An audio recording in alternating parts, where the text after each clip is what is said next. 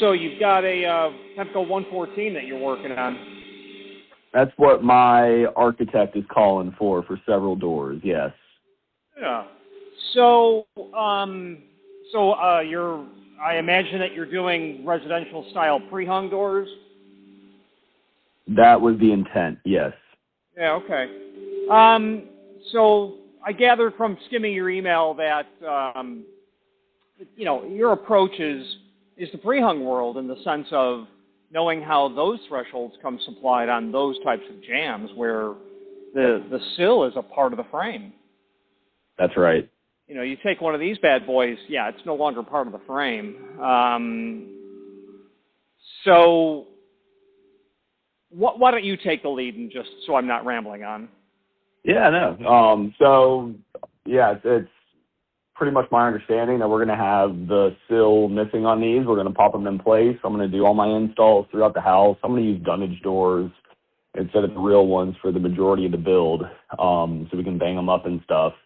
And then fast forward several months down the line, I'll have my finished doors, if not installed, ready to be installed, based on how we want to attach the J hook or whatever kind of, if we want to conceal that or not, if we need to take, measurements based off an installed threshold to kind of route out the bottom for that. But I would have a finished floor ready to go and pretty much have a completed house, is my understanding. And then I would get these, or I would receive these thresholds cut to size is what it sounds like, so that the whole spacing is nice and even and kind of uniform throughout rather than lopsided on one side or chopped off,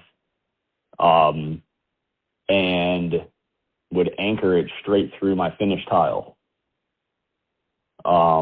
That is my understanding of the process that I've just not done before. So wanted to get some feedback on that, see how accurate that is, and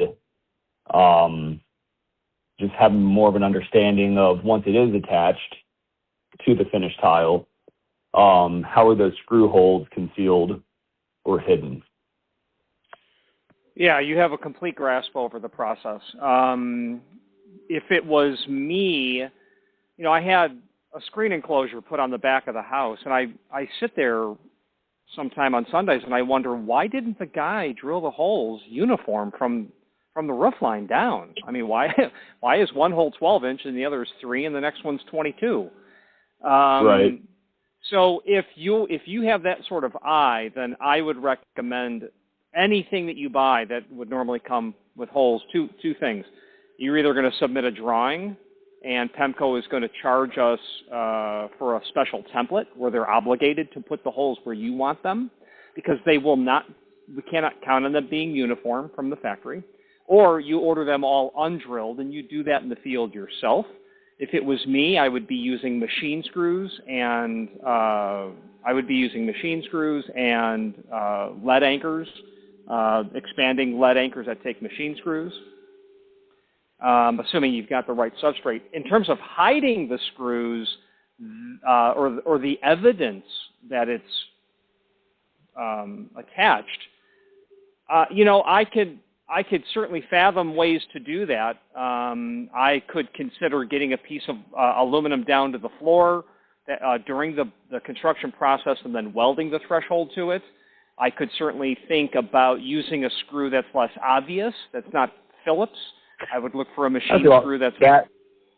Yeah, and also the same finish and sheen on it, I guess. It should blend in pretty well if that was the case.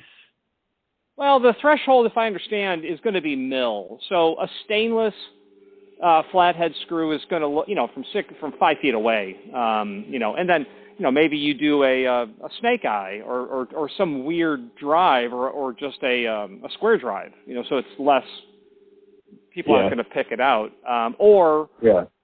You could also consider getting those jambs, assembling them in the site, assembling them, probably receiving them knocked down, and then assembling them on site and attaching something to the bottom of the jambs where you can apply that threshold, or have have the threshold sent to your pre-hanger and have them come up with a concept of being able to mimic it. What we've done here, we just did it on a project this weekend, is imagine in your mind's eye taking that 114 and then cutting, like I would do it on the CNC, cutting blocks that would fit inside of the underside of the profile, securing them there, and then the traditional approach of screwing or nailing through the back of the jamb to that support block that the threshold is then connected to. And we would still hold on. The doors would just have to be prepped to receive that, but the sills should always be installed, or the threshold should always be installed way later in the build to prevent beating up. Is that correct? Well, you know, that's probably what we'll end up. That's probably what you're going to end up doing.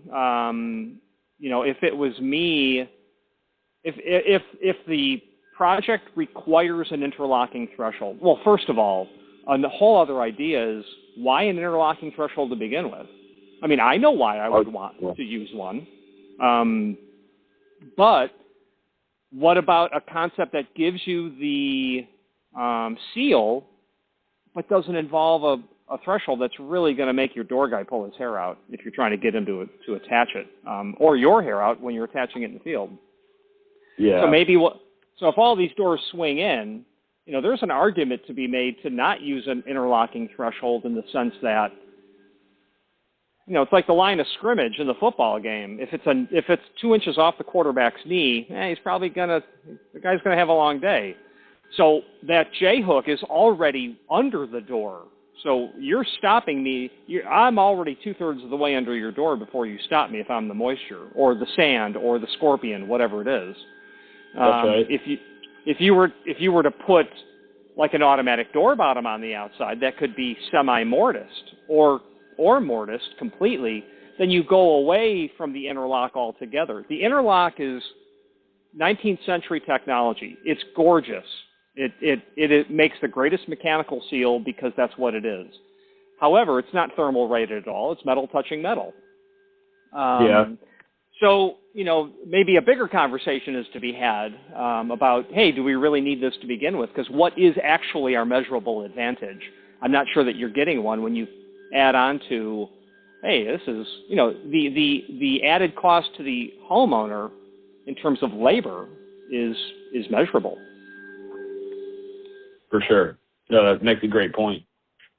But what you said initially is the way to do this. You know, set all your frames, come in at the end with your thresholds, plan to cut them all to length in the field. I would price it to drill everything in the field if you want it perfect. But if you really want it perfect, then you don't want mill finish. I mean, we might want to investigate if they can do a brush finish on that aluminum, or not necessarily polished, but raw aluminum is just raw aluminum. It's like an unpainted airplane. Yeah, I think color-wise, and that's one area that they still need to provide details on. I think that they may be considering something in the bronze or brass family. Okay, so so when you say brass, do you mean solid brass, or is it still aluminum based? Still aluminum based. Okay. Either of those thresholds, you're absolutely going to want to keep those off the site until construction's completed, because the first pebble in the bottom of a work boot's going to scratch either of those finishes. Yeah. For the homeowner, it's not very user friendly. Not at all. I mean, it's going to look awful after so many years. You know, I've had a customer call and say, "Hey, your threshold is defective," and I'm thinking, my threshold is defective. It's an interlock solid bronze threshold. It's hard for those to be defective. It's an extrusion. Right. Anyway, he says, the door doesn't close. I'm like, well, what happened? He says, well, my painter came over today. I'm like, did the painter take the door off the frame to paint the door and frame? He's like, of course he did. He's a painter. He's a professional painter. I only hire the best. I'm like, well, did he? I says, look underneath your door. Well, sure enough, he crushed the hook strip. Yep. So it was, well, actually what was crushed was the guy's ego. So the bottom line is, I would personally love to have interlock. In Chicago, where I'm from originally, they're everywhere. In the northwest side of the city, they're literally everywhere, and they last decades. They just do. That's the advantage of that stuff. The issue that you have, though, is they're so short in terms of profile height. Yeah. There's no concept of water return, which an interlock generally will give you the interlock capacity, but it also gives you a water return sort of idea when they're taller. The obvious... Yeah, there's no weeps or drainage in these ones, are there? Because it's like only a half-inch tall. Exactly. They're too short for a weep hole. You know, and so that's just another thing to mention. But in terms of horizontal rain, horizontal sand, literally critters getting under the door, you know, I've got customers in the Southwest, and they're like, yeah, we check our boots before I put our foot into it. It's just, this is how you do. So interlock is unmatched in those departments. Got it. But I think your approach will allow a phenomenal finished quality product. But it sounds like I would urge you to consider just coming to the conclusion that you're going to do extra labor to make this work.